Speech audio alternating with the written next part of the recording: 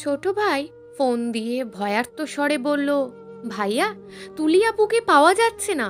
আজকে সকাল থেকে পুরো বাড়ি তন্ন তন্ন করে খুঁজেও কেউ পায়নি। মনে হয় ওই ভূতটাই তুলি আপুকে তুলে নিয়ে গেছে।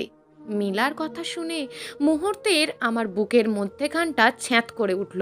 1 সপ্তাহ পরই তুলির সাথে আমার বিয়ে, আর এই মুহূর্তে এমন অনাকাঙ্ক্ষিত ঘটনা কখনোই কাম্য নয়। তুলি সম্পর্কে আমার চাচাতো বোন।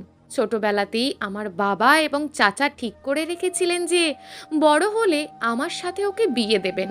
আর আমারও ছোটবেলা থেকেই ওকে বিয়ে করতে কোনো দ্বিমত ছিল না, কারণ মেয়েটি যেমন সুন্দরী তেমন বহু গুণে গুণান্বিত। আমার দাদা এক জমিদারের বংশধর থেকে একটি বিশাল বাংলো কিনেছিলেন, আর সেখানেই আমরা সহ আমার ছোট চাচার পরিবার যৌথভাবে বাস করে এসেছি। কিন্তু ইদানিংকালে প্রায়শই আমার মা ফোন দিয়ে বলতেন বাড়ির আশেপাশের বাগান দিয়ে নাকি রাতের বেলা মাঝে মধ্যেই সাদা কাপড় পরিহিত কেউ হেঁটে বেড়ায়। যদিও এর সত্যতা কতটুকু তা আমার জানা নেই, কিন্তু এক এক করে যখন বাড়ির অনেকেই বিষয়টা নিয়ে কথা বলতে থাকে তখনই আমার মনে এক অজানা চিন্তার ভাঁজ উঁকি ঝুঁকি দেয়। মিলার কথার প্রত্যুত্তরে আমি উৎকণ্ঠা নিয়ে বলি, কি বলিস এসব? আর ভূত আসবে কই থেকে? তুই মাকে ফোনটা দে তো তাড়াতাড়ি। আমার কথা শুনে মিলার সাথে সাথে মায়ের কাছে ফোন দিতেই তিনি কান্না মিশ্রিত স্বরে বললেন, মারুফ, তুলিকে সেই সকাল থেকে পাচ্ছি না। তোর চাচি বারবার মূর্ছা যাচ্ছে। হঠাৎ করে মেয়েটা কোথায় গেল বুঝতে পারছি না। কোন সময়ে গেছে? তোমরা আলাপ পেয়েছো? তুলির সাথে তো মিলা রাতে একত্রে ঘুমায়, তাহলে ও বুঝতে পারেনি যে তুলি কোথায় গেছে? ও আর কি বুঝবে? ঘুমালে কি আর কিছু হুঁশ থাকে? ছোট মানুষ, তাই হয়তো বুঝতে পারেনি। আমার মনে হয় ওই জিনেরই কোনো কাজ হবে। কি ভেবে যে আমাদের ওপরে কুনজর দিল বুঝতে পারছি না। তোর বাপকে 1000বার বলেছি বাড়িটা যেন কবিরাজ এনে বন্ধ করে দেয়, যাতে জিনের কুনজর না পড়ে, কিন্তু সে তো শুনলই না আমার কথা। আর আজকেই তার ফল। মায়ের কথা শুনে অন্য সময় হলে আমি ঠিকই এসব নিয়ে তর্কে জড়াতাম, কিন্তু এই মুহূর্তে কেন যেন তর্কে জড়ানোটা আমার সমীচীন বলে মনে হলো না। নিজেকে যথেষ্ট সান্ত্বনা দিয়ে স্বাভাবিক কণ্ঠে বলি, আচ্ছা, আমি বিকেলেই রওনা দিয়ে আসতেছি। তুমি আব্বুকে আর চাচাকে বলো ভালোভাবে খোঁজ নিতে। আমার কথা শুনে মা ভাঙা গলায় বললেন, তার কোনো জায়গায় খোঁজ করা বাদ রাখ। তোর ছোট ভাইও ওর বান্ধবীদের বাসায় খোঁজ করেছে, কিন্তু সবাই বলল ওদের বাসায় নাকি তুলি যায়নি। মায়ের কথা শুনে আমার হৃদয় গহীনে তুলির জন্য কিঞ্চিত ব্যথা অনুভব হলো বটে। পরক্ষণেই আমি কোনো রকম সান্ত্বনা দিয়ে মাকে বিদায় জানালাম। দাদা দাদি বেঁচে থাকা হতে আজ অবধি আমরা দুই পরিবার কোনো ঝগড়াঝাটি ছাড়াই বাস করে এসছি। লোকে বলে দুই ভাই একত্রে থাকলে নাকি কোনো না কোনো দিন ঝগড়া লাগবেই, কিন্তু আমার মা কিংবা চাচি উভয়ই ছিলেন শান্ত প্রকৃতির মানুষ। তাই আমাদের দুই পরিবারের মধ্যে ঝগড়া লাগা তো দূরে থাক, এখনো পর্যন্ত কেউ আলাদা বসে খাবার খেয়েছে কিনা সন্দেহ। পড়ালেখা শেষ করার সাথে সাথেই যখন আমার সরকারি চাকরিটা হয়ে গেল, তখন আমার পরিবারের থেকেও আমার চাচি ছিলেন সবচেয়ে বেশি খুশি, কারণ তিনি কখনো আমাকে অন্য চোখে দেখেননি, বরং সব সময় ছেলের চোখে দেখেছেন। তাছাড়া আমি যে তার ভবিষ্যৎ মেয়ের জামাই হব, সেই হিসাবে তিনি আমাকে একটু বেশি ভালোবাসতেন। অপরদিকে তুলির কথা যদি বলতে হয়, মেয়েটি বেশ চুপচাপ স্বভাবের। ছোটবেলা থেকে আজ পর্যন্ত আমার সাথে 2 মিনিট বসে কথা বলেছেন কিনা তা সন্দেহ। আমি ভাবতাম হয়তো লজ্জা পেয়েই কথা বলে না, কিন্তু অন্য কারণ থাকলেও থাকতে পারে। তবে মেয়েদের মন বোঝার সাধ্য আমার নেই। কোনো রকম 4 দিনের ছুটি নিয়ে অফিস ত্যাগ করে মেসে চলে আসলাম। সরকারি চাকরিজীবীদের ছুটি পাওয়াটা যে 4টেখানি কথা নয়, সেটা হয়তো অনেকেরই জানা। মেসে প্রবেশ করতেই আমার মোবাইলে রিং বেজে উঠল। তখনই আর দেরি না করে পকেট থেকে ফোনটি বের করে দেখলাম আমার বাবা কল দিয়েছে। কলটি রিসিভ করতেই ওপাশ থেকে উৎকণ্ঠা নিয়ে বললেন, হ্যালো, তুলির তো এখনো কোনো খোঁজ পাইনি। তোর চাচা কিছুক্ষণ আগে একজন কবিরাজ নিয়ে আসছিল বাড়িতে। কবিরাজ বলেছে যে তুলিকে নাকি এক জিনে ধরে নিয়ে গেছে। বহুদিন ধরেই নাকি ওর প্রতি জিনের নজর ছিল। আমি কৌতূহলী স্বরে জিজ্ঞেস করি, সেটা বুঝলাম, কিন্তু ওকে কিভাবে নিয়ে আসা যায় সেসব ব্যাপারে কিছু বলেনি? বাবা চিন্তিত মুখে বললেন, হ্যাঁ, কিন্তু এই কবিরাজকে কেমন যেন আমার বিশ্বাস হচ্ছে না। ও বলল তুলিকে ফিরিয়ে আনা যাবে, কিন্তু তাতে নাকি অনেক টাকা খরচ হবে। আমার তো মনে হয় এই ব্যাটা পুরোই ধান্দাবাজি করতে এসছে এখানে। না হলে প্রথমেই কেন টাকার কথা তুলবে? বহুদিন পর বাবার এমন বুদ্ধিদীপ্ত কথা শুনে আমি বেশ খুশি হলাম বটে। পরক্ষণেই বললাম, আচ্ছা বুঝেছি, তোমরা ওনাকে ভুলেও টাকা দিও না। আমি আসার পর যা করার করব। একটু পরেই রওনা দিচ্ছি। বাবা একটি দীর্ঘশ্বাস ফেলে বললেন, ঠিক আছে, তাড়াতাড়ি চলে আয়। মেয়েটিকে নিয়ে খুব চিন্তা হচ্ছে, পুলিশকে জানাবো কিনা তা ভাবছি। আমি অবাক হয়ে জিজ্ঞেস করি, তোমরা এখনো বিষয়টাকে পুলিশে জানাওনি? কি করছো তোমরা ওখানে বসে? আমার রাগ মাখা কথা শুনে তিনি বললেন, ঠিক আছে, আমি এখনই যাচ্ছি, তুইও তাড়াতাড়ি চলে আয়। এই বলেই আমাকে আর কিছু বলার সুযোগ না দিয়ে তিনি কলটি কেটে দিলেন। বাড়িতে পৌঁছেছি সন্ধ্যার দিকে, কিন্তু আসার পর কোনোভাবেই নিজের মনকে সান্ত্বনা দিতে পারছি না। ওদিকে পরিবারের সবাই মেয়ে হারানোর শোকে পাগল প্রায় অবস্থা। ছোট বোন মিলা এবং আমার ছোট ভাই মুনিম আমার সাথেই বসে আছে। মুনিম আর তুলি প্রায় সমবয়সী। যখন দুজনের বয়স 1 বছর, তখন আমি সবে ক্লাস 4-এ পড়ি। আমি নিজে তখন বেশ ছোট হলেও তুলি আর মুনিম দুজনে দুজনকে কোলে নিয়ে হাঁটতাম। সেসব দৃশ্য মনে আসতেই আমার মনটা মুহূর্তেই খারাপ হয়ে গেল। নীরবতা ঠেলে মুনিম বলে ওঠে, ভাইয়া, আমার মনে হয় এটা সত্যিই কোনো ভৌতিক কাজ। পুলিশকে আব্বু জানিয়েছিল, কিন্তু কোনো লাভ হবে কিনা জানি না। তারা হয়তো 2-1 দিন ঘুরে ফিরে সেই পাশ থেকে মিলা অশ্রু বিসর্জন দিয়ে আমার হাত ধরে বলল, ভাইয়া, তুমি যেভাবেই হোক তুলি আপুকে এনে দাও। আমি আপুকে ছাড়া ঘুমাতে পারি না। আমি তখনও নিশ্চুপ হয়ে স্বস্থানেই বসে আছি। কিছুক্ষণ নীরবতার পর আমি মুনিমকে জিজ্ঞেস করলাম, আচ্ছা, রাতে যে বাড়ির আশেপাশে সাদা কাপড় পরে কেউ ঘুরে বেড়ায়, সেটা কি তোরা দেখেছিস? মুনিম উৎফুল্ল স্বরে বলল, ভাইয়া, আমি কালকে রাতেও দেখেছি। দোতলার জানালা দিয়ে যখন বাহিরে তাকাই, তখন দেখি ঘাটের ওই দিকটাতে কেউ একজন হাঁটাহাঁটি করছে। পূর্ণিমার আলোতে স্পষ্ট দেখেছিলাম, সাদা কাপড় পরা। 5 মিনিট যখন এক নজরে তাকিয়েছিলাম, তখনই সেটি দূর থেকে জানালা দিকে তাকিয়ে আমাকে দেখে কেমন ভাবে যেন চলে গেল। আমি কৌতূহল দৃষ্টিতে ওর দিকে তাকিয়ে জিজ্ঞেস করলাম, দেখতে কেমন? মানে বাচ্চা নাকি মধ্যবয়স্কী? বাচ্চা না, তবে মধ্যবয়সীদের মতোই ছিল।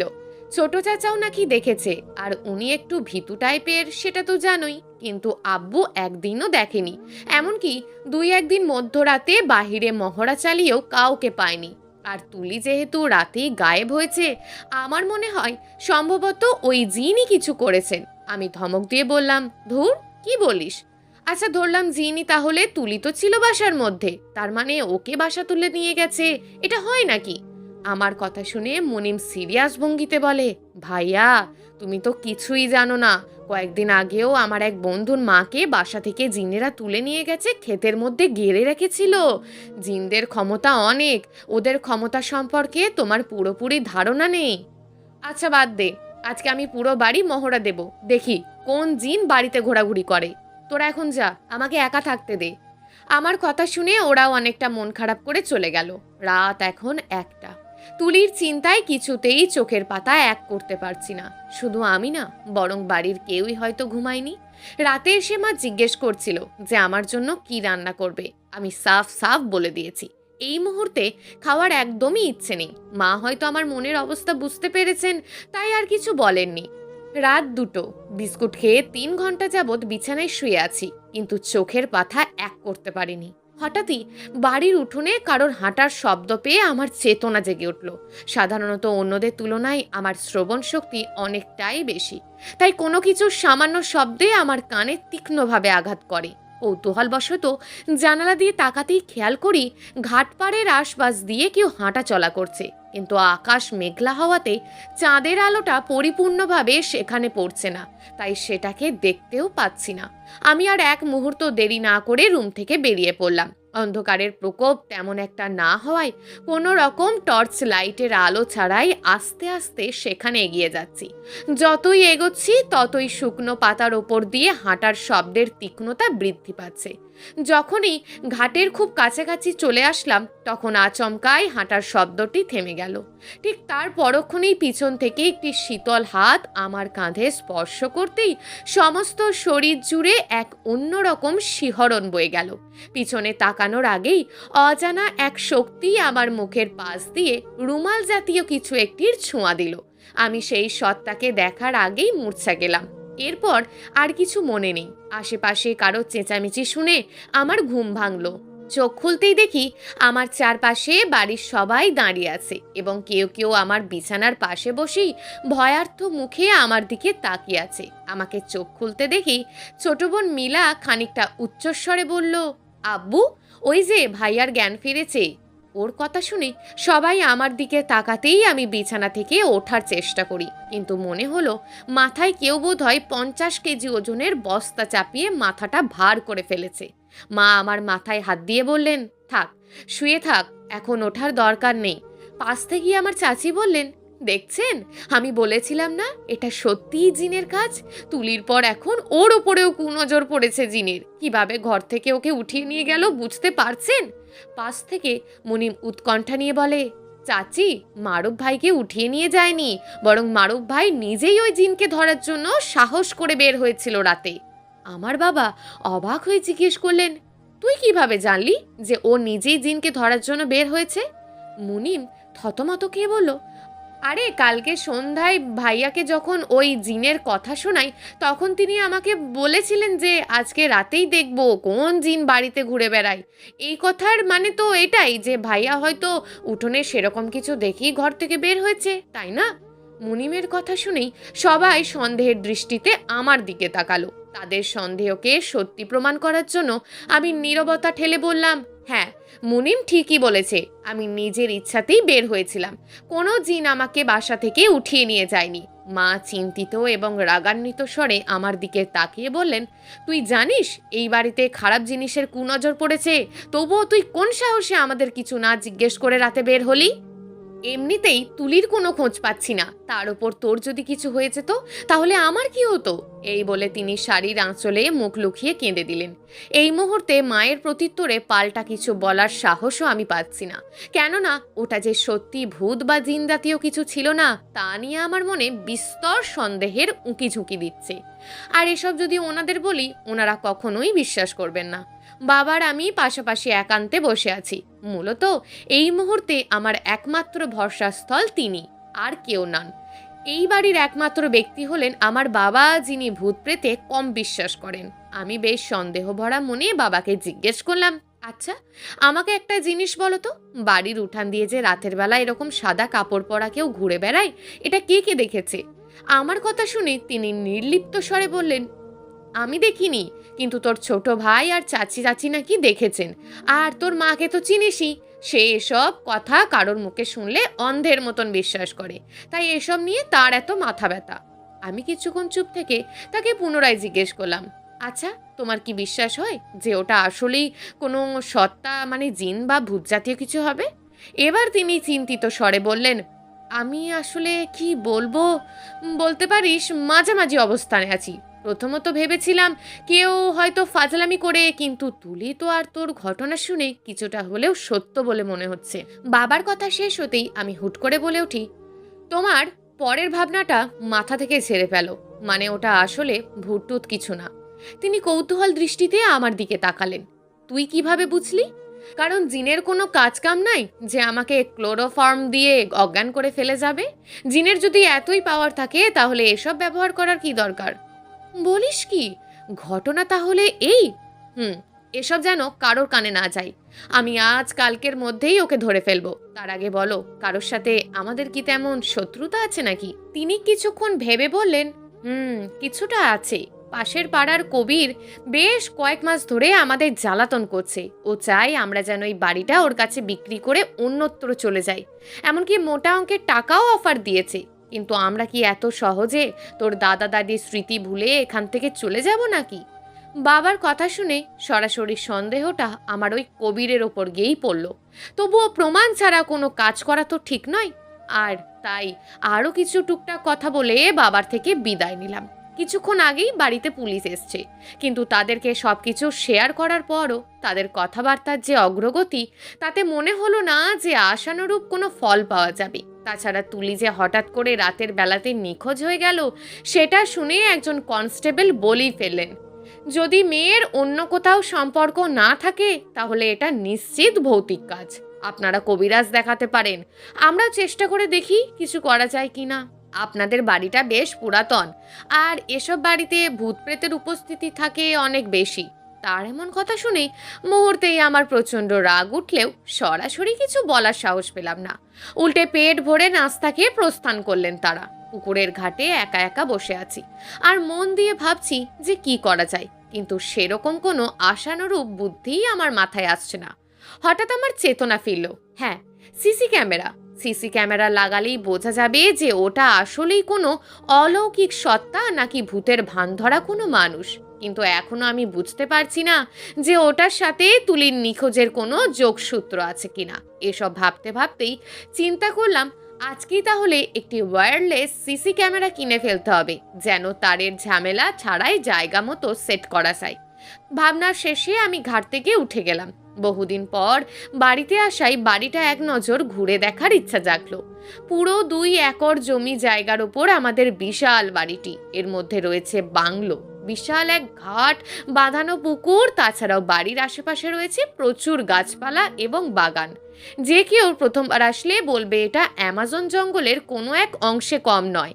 পুরো বাড়ি ঘুরতে ঘুরতে আচমকাই আমি বাড়ির পিছনের দিকটায় চলে আসলাম। বাড়ির পিছনের দিকটায় সচরাচর কারোর যাওয়া আসা হয় না, এমনকি অনেকে ভাবতে অবাক লাগলেও জীবনে প্রথম মনে হয় আমি পিছনের দিকটাই এসেছি।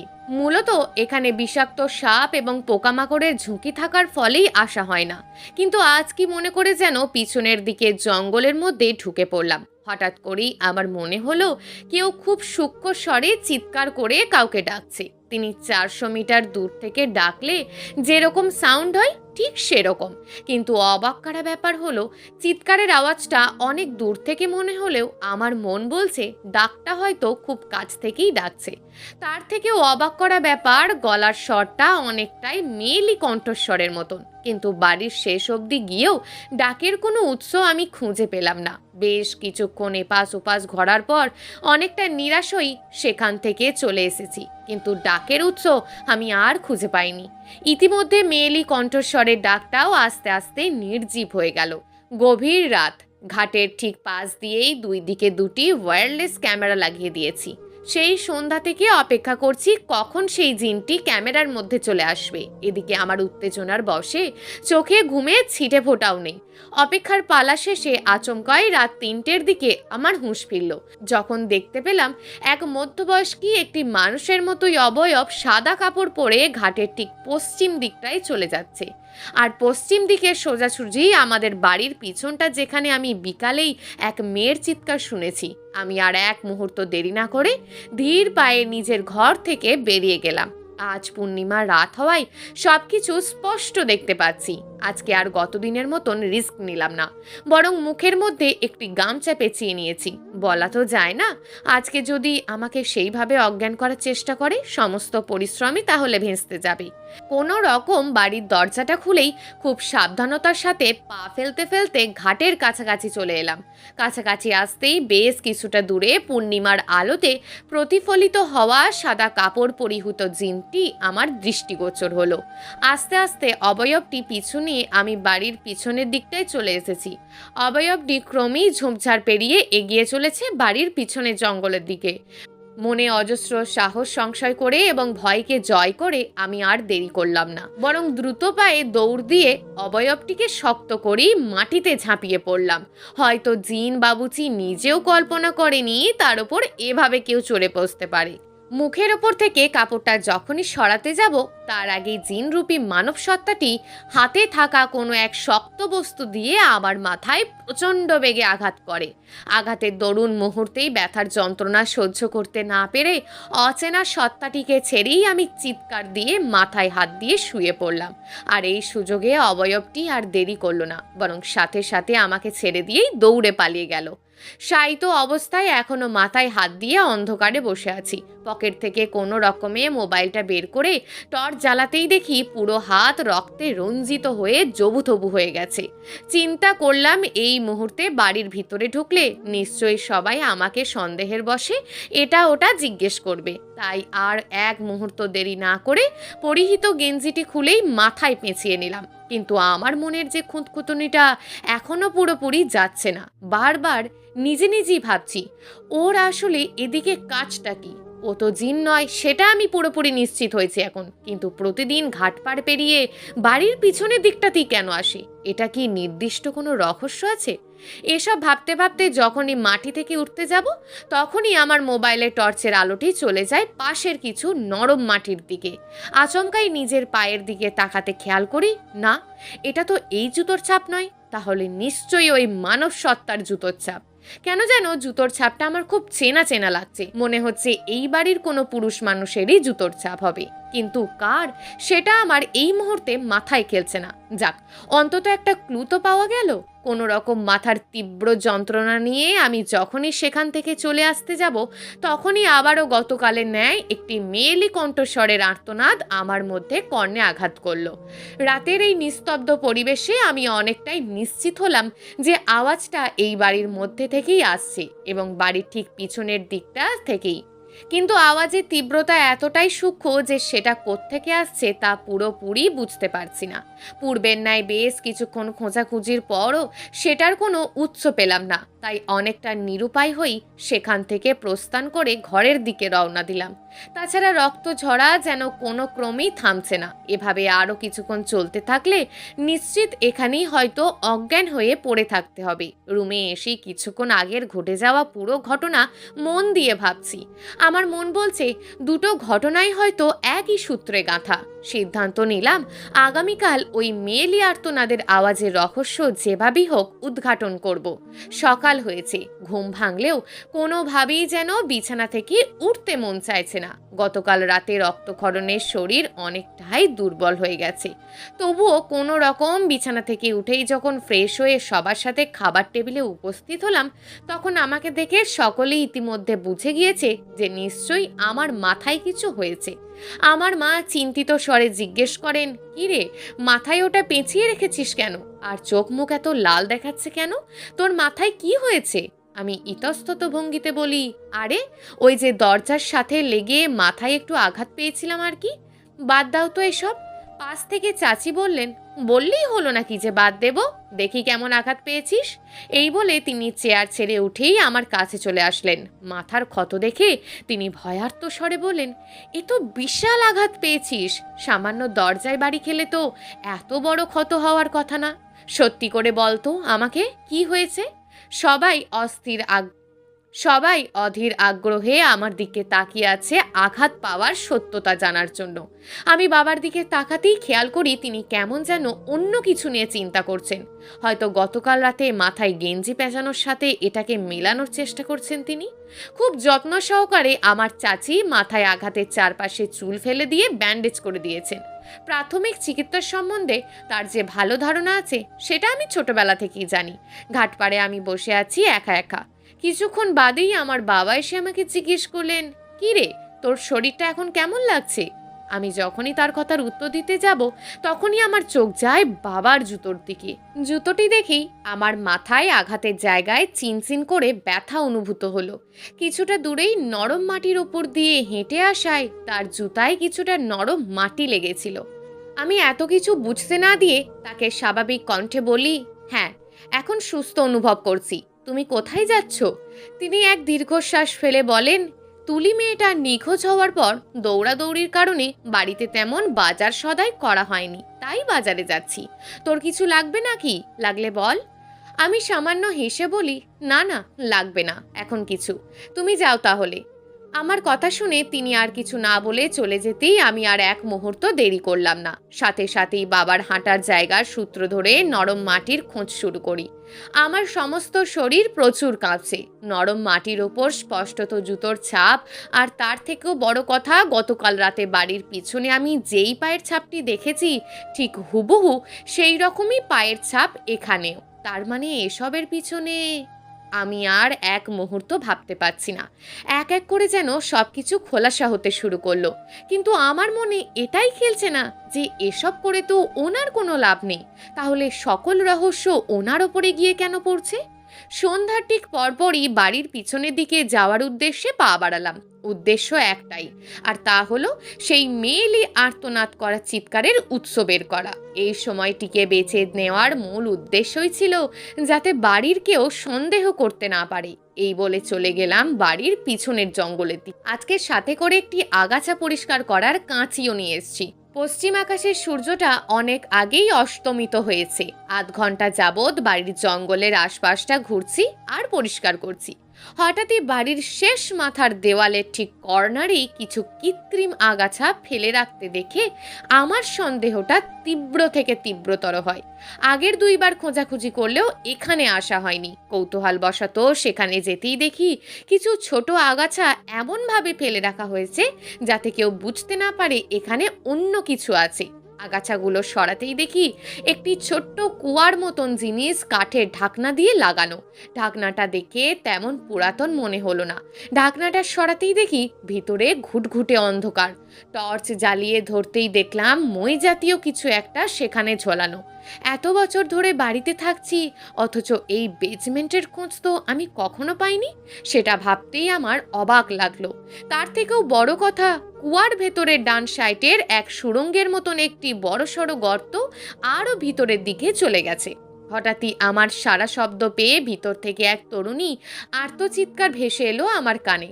ততক্ষণে আমি বুঝে গেছি চিৎকারের উৎস আর কোথাও না, বরং এই সুড়ঙ্গের ভিতরেই।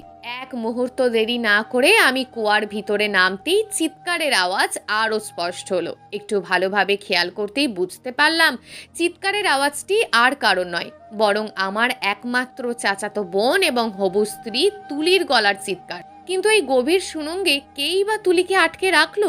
এত সব ভাবতে ভাবতেই আমি অজস্র কৌতূহল নিয়ে কুয়ার ভিতরে সুড়ঙ্গের দিকে পা বাড়ালাম। ইতিমধ্যে চিৎকারের আওয়াজ অনেকটাই নির্জীব হয়ে গেছে। সুড়ঙ্গ দিয়ে বেশ কিছুটা পথ যেতেই একটি মাঝারি আকারের বেসমেন্টের মতন পাতলা রুম দেখে আমার কৌতূহলের সীমা রইল না।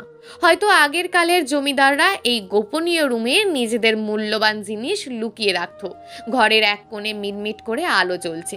মনে হচ্ছে কিছুক্ষণ বাদই হয়তো আলোটা নিভে যাবে। টর্চের আলোটি ঘরের সেই কর্নারে নিক্ষেপ করতেই অর্ধ মুমূর্ষ তুলিকে দেখে আমার সমস্ত শরীর জুড়ে এক শীতলতায় ছেয়ে গেল। আমি এক মুহূর্ত দেরি করলাম না, বরং তুলি বলে এক চিৎকার দিয়েই শেকলে বাঁধা তুলির কাছে দৌড়ে গেলাম। অনেকটা কষ্ট করেই তুলি আমার দিকে এক পলক তাকালো, তারপর দুর্বল শরীরের ভার সইতে না পেরে সাথে সাথেই অজ্ঞান হয়ে গেল। ওর শরীরের দিকে তাকিয়ে যতটুকু বুঝলাম, নিশ্চয়ই ওকে এখানে আটকে রেখে ওর সাথে কেউ কিছু খারাপ কাজ করেছে। কিন্তু কার সাথে ওর এত শত্রুতা? কেই বা এমন করলো ওর সাথে? সেটা এখনো আমার বোধগম্য হচ্ছে না। হসপিটালের বেডে শুয়ে আছে তুলি, এখনো জ্ঞান ফেরেনি। ওর পাশে আমাদের পরিবারের সবাই বেশ অসহায় দৃষ্টিতে বসে আছে, আবার কেউ বা দাঁড়িয়ে আছে। কিছুক্ষণ বাদেই একজন ডাক্তার এসে বললেন, কয়েকদিন যাবৎ ঠিক মতন খাবার না খাওয়ার কারণে এবং পানির অভাবে ওনার শরীরে প্রচুর পানি শূন্যতা দেখা দিয়েছে। পরক্ষণেই থেমেই ইতস্তত ভঙ্গিতে তিনি সকলের সামনে বললেন, আর আমরা যতটুকু পরীক্ষা নিরীক্ষা করে বুঝতে পেরেছি যে উনি যৌন পীড়নের শিকার হয়েছেন। ডাক্তারের কথা শুনে আমার তেমন প্রতিক্রিয়া দেখালাম না আমি, কারণ এটা আমি প্রথমেই আঁচ করতে পেরেছি।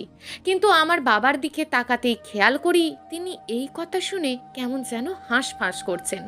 পরক্ষণেই উৎকণ্ঠা নিয়ে বললেন, কি বলছেন এসব? ডাক্তার নির্লিপ্ত স্বরে বললেন, আপনাদের এটা বিশ্বাস করতে কষ্ট হলেও এটাই সত্যি। কিন্তু এখন ওনার মানসিক অবস্থা খুব খারাপ। ওনার সাথে কেউ বেশি কথা বলবেন না। এই বলে তিনি তুলির পালস চেক করে কিছুক্ষণ বাদেই প্রস্থান করলেন। ডাক্তার চলে যেতেই বাবার দিকে তাকিয়ে খেয়াল করি তার শরীর বেয়ে ঘাম ঝরছে। হয়তো ভাতিজির এমন পরিস্থিতি নিজের মনকে কোনোভাবেই সান্ত্বনা দিতে পারছেন না। ইতিমধ্যে ডাক্তারের কথা শুনে সকলের চোখ মুখে অসহায়ত্বের অবয়ব আরও বেশি ফুটে উঠেছে। কিন্তু খেয়াল করলাম আমার ছোট ভাই মুনিব কি মনে করে যেন আস্তে করে কেবিন থেকে বের হয়ে গেল। আমি আর এই বিষয়টিকে তেমন পাত্তা দিইনি। মধ্যরাত, হাসপাতালের কেবিনে তুলি শুয়ে আছে। কেবিনের আর এক খ্যাটে আমার চাচি, আর নিচেই আমি একটি গামছা বিছিয়ে শুয়ে আছি। এই কয়েকদিন যেই ধকল গেছে তাতে আজ বোধ হয় বেশ মনের মতোই ঘুম হবে। যদিও আমার নরম বিছানা ব্যতীত তেমন ঘুমের অভ্যাস নেই, কিন্তু তবুও তুলিকে খুঁজে পাওয়ার আনন্দে আজকে ঘুমটা যে মনের মতোই হবে সেটা বলার অপেক্ষা রাখে না। আমার বাবা মা সহ আমার পরিবারের অন্য সব সদস্যদের আমি বাড়ি পাঠিয়ে দিয়েছি আগেই, কারণ এখানে তো এত বিশৃঙ্খলা করার কোনো মানে নেই। রাত পোহালেই তারা তাদের আদুরে কন্যাকে দেখতে পাবে। হঠাৎ গভীর রাতে পেটে খানিকটা ব্যথা অনুভূত হওয়ায় যখনই ওয়াশরুমের উদ্দেশ্যে রওনা দেব তখনই খেয়াল করলাম দরজার উপাস থেকে কোনো একটি ছায়া যেন আস্তে করে সরে গেল। সামান্য কৌতূহল জাগলেও সেটাতে আর মাথা না ঘামিয়ে তৎক্ষণাৎ ওয়াশরুমের দিকে পা বাড়ালাম। সমস্যা হচ্ছে যেই কেবিনে উঠেছি সেটাই আবার কোনো দরজার ব্যবস্থা নেই। যদিও একটি পর্দা টাঙানো আছে, তাই যে কেউ চাইলেই কেবিনের মধ্যে ঢুকতে যেতে পারে। কেবিনের গেট থেকে বেরিয়েই কি মনে করে যেন ওয়াশরুমের খুব কাছে এসেও থমকে গেলাম। মনের মধ্যে এক অজানা সন্দেহ উঁকি ঝুঁকি দিচ্ছে বারংবার। তাই আর দেরি না করে একটু আড়াল হয়ে ওয়াশরুমে না গিয়ে আমাদের কেবিনের দরজার দিকে চোখ রেখে দাঁড়িয়ে আছি। হঠাৎ করে খেয়াল করি আবছা আলোতে এক মানব সত্তা চুপি চুপি আমাদের কেবিনে প্রবেশ করছে। এই মধ্যরাতে হাসপাতালের সমস্ত লাইট বন্ধ থাকায় মানুষটির চেহারা আমার দৃষ্টিগোচর হলো না। লোকটি কেবিনে ঢুকতেই আমি অজস্র কৌতূহল নিয়ে আস্তে করে দরজার সামনে চলে আসি এবং হালকা করে পর্দাটি সরাতেই খেয়াল করি পকেট থেকে কি যেন বের করে খাটে শুয়ে থাকা তুলির ঝোলানো স্লাইনের বোতলে ইনজেকশন দিয়ে মেশানোর চেষ্টা করছে। কিন্তু আমি সেই সুযোগ না দিয়ে আচমকাই ভেতরে ঢুকে লাইট জ্বালিয়ে শক্ত করে সেই মানব সত্তাকে আঁকড়ে ধরলাম। সাথে সাথে মুখ থেকে রুমালটি সরাতেই আমি থমকে যাই। সকাল হয়েছে, তুলিরও ঘুম ভেঙেছে অনেক আগেই। এখন অনেকটাই সুস্থ অনুভব করছে আমার হবু অর্ধাঙ্গিনী। তুলি যখন আমার সাথে কিছুটা স্বাভাবিকভাবে কথা বলা শুরু করে তখন আমি ওর কাছে গিয়ে কানে কানে জিজ্ঞেস করেছিলাম, তোমার সাথে এসব কে করেছে? তুমি কি তাকে চেনো? আমার প্রশ্ন শুনে তুলির সাথে সাথে কেঁদে দিয়েছিল। আমি যদিও গতকাল রাতেই জেনে ফেলেছি আসল নাটের গুরু কে, তবুও শতভাগ নিশ্চিত হওয়ার জন্যই মূলত ওকেই জিজ্ঞেসটা করা। ওর এভাবে কেঁদে দেওয়াটা খুব স্বাভাবিক ছিল, কারণ ছোটবেলা থেকে যার সাথে কাঁধে কাঁধ মিলিয়ে খেলাধুলা করেছে কিংবা পড়ালেখা করেছে একসাথে, সেই প্রিয় বন্ধু এবং ভাই যদি ওর সাথে এমন কাজ করে সেটা নিশ্চয়ই যে কোনো মেয়ের মনে বিশাল ক্ষত সৃষ্টি করতে যথেষ্ট। আমি স্বাভাবিক কণ্ঠে অস্ফুট স্বরে বলি, মুনিম করেছে তোমার সাথে এসব কাজ? তুলি যেন নাম উচ্চারণ করার সাহসই পাচ্ছে না। হয়তো এই কদিনে ওর সাথে নারকীয় অত্যাচারের কারণেই এক জানোয়ার রূপী চাচাতো ভাইয়ের নাম উচ্চারণ করতে ভয় পাচ্ছে ও। তবুও আমাকে মাথা নাড়িয়ে সায় দিতেই আমি শতভাগ নিশ্চিত হলাম এবং মুহূর্তেই উদ্ঘাটন করে ফেলি সেই জিনের রহস্য। তুলি নিখোঁজ হওয়ার পর যেভাবে আমার চাচি বারবার মূর্ছা যাচ্ছিলেন, ঠিক সেরকমই আজ আমার মাও তার ছেলের এমন কাণ্ডে কিছুক্ষণ কাঁদছেন আবার অজ্ঞান হচ্ছেন। হয়তো নিজের ছেলের এমন কর্মকাণ্ড তিনি কোনোভাবেই মেনে নিতে পারছেন না। তার উপর যেই মেয়েটাকে তিনি এত ভালোবাসেন তার সাথেই এমন কাজ, সত্যি ভাষায় প্রকাশ করার মতন নয়। ইতিমধ্যে পুলিশ মুনিমকে থানা হেফাজতে নিয়ে গেছেন। আমার মন চাইছিল ওকে তখনই খুন করে ফেলি, কিন্তু যখন ভাবলাম নিজের মায়ের পেটের ভাই, তখন যেন আমার অন্তঃসত্ত্বা বাধা দিয়েছিল এমন কাজ করতে। বাবা আর আমি বসে আছি পাশাপাশি, তার মুখে কোনো কথা নেই, বরং মুখটা সেই থেকে ভার হয়ে আছে। তবুও কিছুক্ষণ বাদেই তিনি নীরবতা ঠেলে বললেন, মুনিম এমন একটি কাজ করবে ভাবতে পারিনি, কিন্তু তুই এসব কিভাবে বুঝতে পারলি? আমাকে একটু খুলে বলতো। তিনি এই প্রশ্নটা যে আমাকে করবেনই সেটা আমি অনেকটাই নিশ্চিত ছিলাম। আমি কিছুক্ষণ থেমে বলি, একটা বিষয় খেয়াল করেছিলে শুরুর দিকে? বাড়ির অনেকেই নাকি সেই জিনটাকে দেখেছে, কিন্তু তুমি আর মা দেখোনি। আসলে মুনিমের উদ্দেশ্য ছিল চাচা আর চাচিকে নিজের ভূতের অবয়বটি দেখিয়ে তাদের মনে একটি ভয় ঢোকানো, যাতে তুলিকে কিডন্যাপ করলে সেটা সরাসরি থানা অবধি না গিয়ে একটা ভৌতিক বিষয়ের দিকে চলে যায়।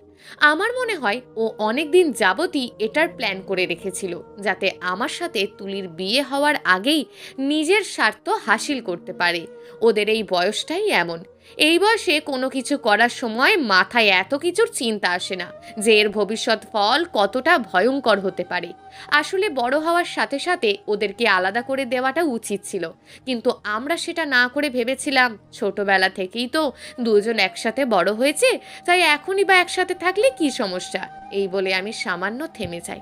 পরক্ষণেই বলি, ছেলেটা প্রতিদিন রাতে ভূতের বেশভূষা ধরে ওই বেজমেন্টে যেতে তুলির জন্য খাবার নিয়ে, এবং ওকে অমানবিক নির্যাতন করত, আর কখনো নিজের জুতো পরে যেত না, বরং তোমার পুরাতন যে মোটা জুতোটি আছে সেটা পরে যেত, যেন আমি ওকে সন্দেহ করতে না পারি। আর সেদিন আমার মাথা ফেটেছিল কেন জানো? তোমার এই হিংস্র ছেলেকে ধরতে গিয়ে, যদিও একটু জন্য রুমালটা মুখের ওপর থেকে সরাতে পারিনি, না হলে আগেই ধরে ফেলতাম ওকে। সুড়ঙ্গটা বেশ নির্জন হওয়ায় হয়তো আমরা সেটার খোঁজ পাইনি, কিন্তু মুনিব কিভাবে যেন খোঁজ পেয়ে গেছিল। আর তুলিকে উদ্ধার করার পর ও ধরা পড়ে যাওয়ার ভয়ে কাল রাতে স্লাইনের সাথে বিষ মিশিয়ে ওকে মেরে ফেলতে চেয়েছে। সেটা তো তোমরা জানোই। আমার বাবা অসহায় দৃষ্টিতে আমার দিকে তাকিয়ে জিজ্ঞেস করলেন, কিন্তু ও এমন কাজ কেন করলো? ও তো জানে কদিন পর তোর সাথে তুলির বিয়ে, আর তাছাড়া তুলি ওর সমবয়সী বোনের মতন। আমি মুচকি হেসে বাবাকে বলি, তোমার ছেলে হয়তো তুলিকে ভালোবাসতো, কিন্তু তুলিকে হারানোর ভয় হয়তো ওর মস্তিষ্কের বিকৃতি ঘটিয়েছে। ছেলেকে তো ছেড়ে দিয়েছিলে, আর অপার স্বাধীনতা দিয়ে মাথায় তুলেছিলে, আজ তারই ফল এটা। বাবার কথা বললেন না। পুকুরের ঘাট পাড়ে তুলিকে একা একা বসে থাকতে দেখে আমি এগিয়ে যাই। হয়তো মেয়েটি এতদিনের নৃশংসতা এখনো পুরোপুরি ভুলতে পারেনি। আমি পাশে বসতেই সামান্য চমকে আমার দিকে তাকাতেই পরক্ষণে মুখ ঘুরিয়ে ফের পুকুরের দিকে তাকিয়ে রইল। যদিও ছোটবেলা থেকেই মেয়েটি স্বল্পভাষী স্বভাবের, কিন্তু এখনকার পরিস্থিতি ভিন্ন। আমি সামান্য কেশে বলি, তুলি, তোমার শরীরটা এখন কেমন লাগছে? অস্ফুট স্বরে সেদিকে তাকিয়েই বলো, ভালো। ওর একটি শব্দ শুনে আমার হৃদয় গহীনে সামান্য চিনচিনে ব্যথা অনুভব হয়। পরক্ষণেই বলি, তোমার সাথে আমার কাল বিয়ে হওয়ার কথা ছিল, কিন্তু আমি জানি তোমার মনের অবস্থা একদমই ভালো নেই। এমন একটি অঘটনের পর হয়তো তুমি আমাকে বিয়ে করতেও রাজি হবে কিনা তাও জানি না। আমার কথা শুনে তুলির কোনো প্রতিক্রিয়া দেখতে পেলাম না, বরং পূর্বের অবস্থাতেই বসে আছে, এক নজরে পুকুর দিকে তাকিয়ে। আমি ইতস্তত ভঙ্গিতে বলি, কালকেই আমার অফিসের ছুটি শেষ, কিন্তু আমি চাচ্ছি আজই চলে যেতে। এই বলে পুনরায় থেমে যাই, কিন্তু এবারেও তুলির কোনো প্রতিক্রিয়া নেই। আমি এক দীর্ঘশ্বাস ফেলে যখনই চলে আসতে যাব, তখনই অস্ফুট স্বরে মেয়েটি আমাকে ডাক দিল।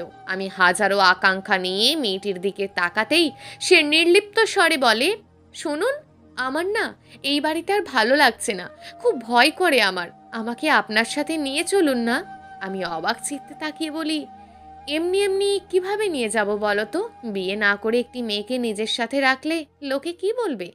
তুলি হুট করে বলে ফেলে, তাহলে এখনই আমাকে বিয়ে করে নিয়ে যান, আমি এখানে একটুও থাকতে চাই না। তুলির উক্ত কথা শুনে মুহূর্তেই আমার চোখে মুখে হাসির রেখা ফুটে ওঠে, পুরো শরীর খুশিতে আন্দোলিত হয় বারংবার। আমি হাস্যোজ্জ্বল মুখে বলি, তুমি সত্যি বলছো? মেয়েটি এক মায়ামাখা হাসি দিল, শুধু যেই হাসিতে বুঝে গিয়েছি জীবনটা হয়তো একাকিত্বকে বিদায় দিতে ডাকছে আমায়। মেয়েটি উঠে এসে আলতো করে আমার ডান হাতটা আঁকড়ে ধরল। আমিও কাঁপা আঙুলে নমনীয় হাতটিকে যত্ন সহকারে আঁকড়ে ধরলাম। সেই ছোট্ট তুলির হাত ধরতে আজ ভয় পাচ্ছি কেন বুঝতে পারছি না। হয়তো সে আমার জীবনেরই একটি অংশ হতে চলেছে, হয়তো তাকে আমি খুব ভালোবাসি। প্রিয় দর্শক, এই গল্পটা আপনাদের কেমন লাগলো তা অবশ্যই একটি কমেন্ট করবেন।